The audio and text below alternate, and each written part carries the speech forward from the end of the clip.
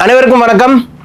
நம்ம பெரிய திவாகர் இருக்காருல்ல, வேற யாரு, நம்ம அதிபர் ட்ரம்ப் தான். ஏன்னா ரெண்டும் ஒரே கேஸ் தான். ஒண்ணு வந்து தமிழ்நாட்டுல நான் தான் பெரிய ஆளு, நான் தான் நடிப்பு அரக்கன் சுத்திட்டு இருக்குது. இன்னொருத்தர் என்ன பண்றாருன்னா, நான் தான் இந்த உலகத்திலே பெரிய ஆளு, நான் வந்து இந்த உலகத்துக்கே டான் அப்படின்னு சொல்லிட்டு சுத்திட்டு இருக்காரு. சோ இது ரெண்டுத்துக்கும் பெரிய வித்தியாசம் ஒண்ணும் கிடையாது. இப்ப உலகத்திலே பெரிய டான் சொல்லிட்டு சுத்திட்டு இருக்காருல்ல, அவருடைய உயிருக்கே பாதுகாப்பு இல்ல. இப்ப வந்து ஒருத்தவன் அவருடைய இடத்துக்கே போயிட்டு துப்பாக்கி எடுத்து சுட்டு தலைவனுடைய பீதி கிளப்பியிருக்கான். எல்லாம் வந்து தெரிச்சு ஓடுறாங்க. அதை பத்தி என்ன சொல்லியிருக்காருன்னா ட்ரம்ப், நாங்க வந்து என்ன சுட்டவனை புடிச்சிட்டோம், அவன் வந்து ஒரு மன நோயாளி அப்படின்னு சொல்லிட்டு தலைவரே சொல்றாரு. சோ அதை பத்தி அந்த வீடியோல பார்க்க போறோம். அது மட்டும் இல்லாம தலைவர் திவாகர் இருக்காருல்ல, எனக்கு தான் வந்து விஜய்க்கு அப்புறம் அஜித்துக்கு அப்புறம் எல்லா ரசிகரும் வரப்போறாங்க, என்னுடைய ரசிகரா எல்லாரும் மாறுறாங்க, குழந்தைங்க எல்லாம் என்னுடைய ரசிகரா மாறிட்டாங்க அப்படின்னு சொல்லிட்டு சில வீடியோக்கெல்லாம் வெளியிட்டு இருக்காரு. உண்மையான விஷயம் வந்து சும்மாலாம் தூக்கி யாரும் வாய்ப்பு கொடுக்க மாட்டாங்கப்பா. உன்னோட வாக்கு பொண்ணான வாக்கு, சூப்பர் ஸ்டார் ஆயிடுவீங்கன்னு சொன்னீங்க. அதை பத்தி இந்த வீடியோல பார்க்க போறோம். வாங்க வீடியோக்குள்ள போயிடலாம். தமிழன் என்று சொல்லடா, தலை நிமிர்ந்து நில்லடா, தமிழன்டா. நம்ம அதிபர் ட்ரம்ப் இருக்காருல்ல, அதான் நம்ம பெரிய திவாகர். அவர் வந்து வாஷிங்டன் ஹில்டன் என்ற ஒரு ஹோட்டல்ல வெள்ளை மாளிகையில் இருப்பாங்கல்ல பிரமுகர்கள், அவங்களோட உட்காந்து ஒரு டின்னர் வந்து அரேஞ்ச் பண்ணி சாப்பிட்டு இருந்தாரு. சோ அந்த டைம்ல வந்து பாத்தீங்கன்னா அங்க வந்த ஒருத்தர், அதாவது அவர் வந்து கலிபோர்னியாவை சேர்ந்தவர், அவருடைய பேர் வந்து கோல் தாமஸ் ஆலன். சோ அவர் வந்து பாத்தீங்கன்னா துப்பாக்கி எடுத்து 5-8 தடவை சுட்டிருக்காருன்னு சொல்லிட்டு அவர் வந்து கைது பண்ணிருக்காங்க. சோ எனக்கு ஒன்னும் புரியல, 5-8 தடவை சுட்டிருக்காங்கன்னு சொல்லிட்டு சொல்லியிருக்காரு. ஆனா அந்த வீடியோவை பார்த்தா ட்ரம்ப் வந்து நார்மலா உட்காந்து சாப்பிட்டு இருக்க மாதிரி தான் இருக்குது. அவர் சுத்தி இருப்பாங்கல்ல பாதுகாப்புக்கு உண்டான ஸ்குவாட், அவங்க வந்து பாத்தீங்கன்னா அதுக்கப்புறம் கொஞ்சம் பொறுமையா தான் வந்து அவருடைய முன்னாடி நிக்கிறாங்க, சுத்தி சுத்தி பாக்குறாங்க. அதுக்கப்புறம் வந்து அவர் சேஃப் கார்ட் பண்ணி இட்டுட்டு போறாங்க.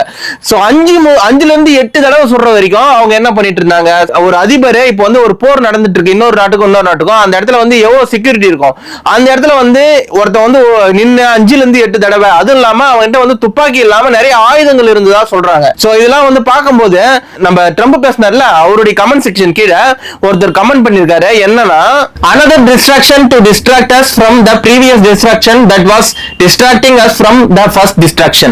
அதாவது வந்து பாத்தீங்கன்னா ஃபர்ஸ்ட் வந்து எப்ஸ்டைன் ஃபைல்ஸ் இருந்தா அதை மறைக்க ஈரான்ல இருக்கிற அணு உலை தாக்குதல் பண்ணாங்க.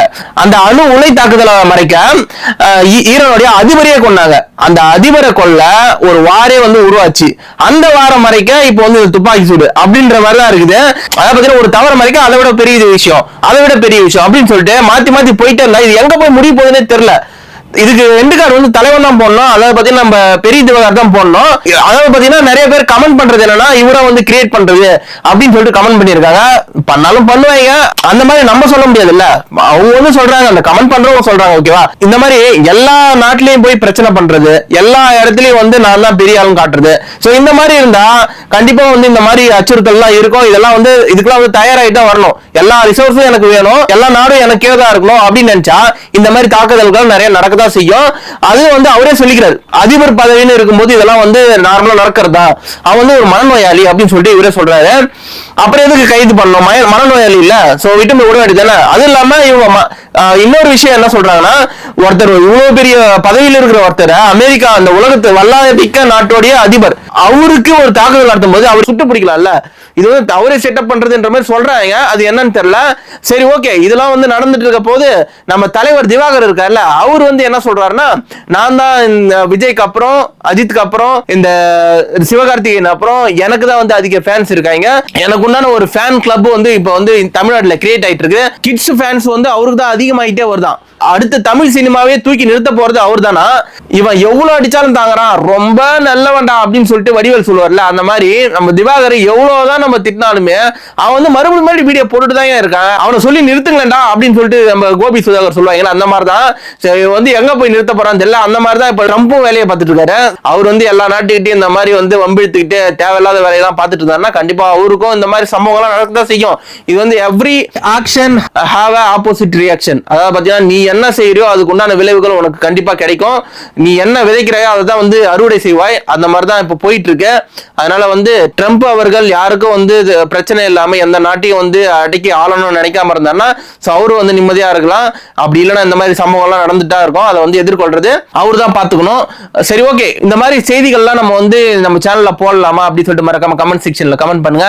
போன வீடியோல திவாகரை பிடிக்காதவங்க மறக்காம சப்ஸ்கிரைப் பண்ணுங்க சொன்னேன். 400 சப்ஸ்கிரைபர் தான் வந்தது. மீதி எல்லாருக்கும் வந்து பார்த்தாங்களா இல்ல திவாகர் உண்மையா பிடிச்சிருக்கா அப்படின்னு தெரியல. அப்படி உங்களுக்கு திவாகரை பிடிக்காதுன்னா மறக்காம நம்ம சேனலை சப்ஸ்கிரைப் பண்ணிடுங்க. அண்ட் இந்த வீடியோக்கு மறக்காம ஒரு லைக் கொடுத்துருங்க. இதே மாதிரி இன்ட்ரெஸ்டிங்கான வீடியோட உங்களை மீண்டும் சந்திக்கிறேன். until then ஒரு கேடி தமிழன் signing off. Bye bye guys.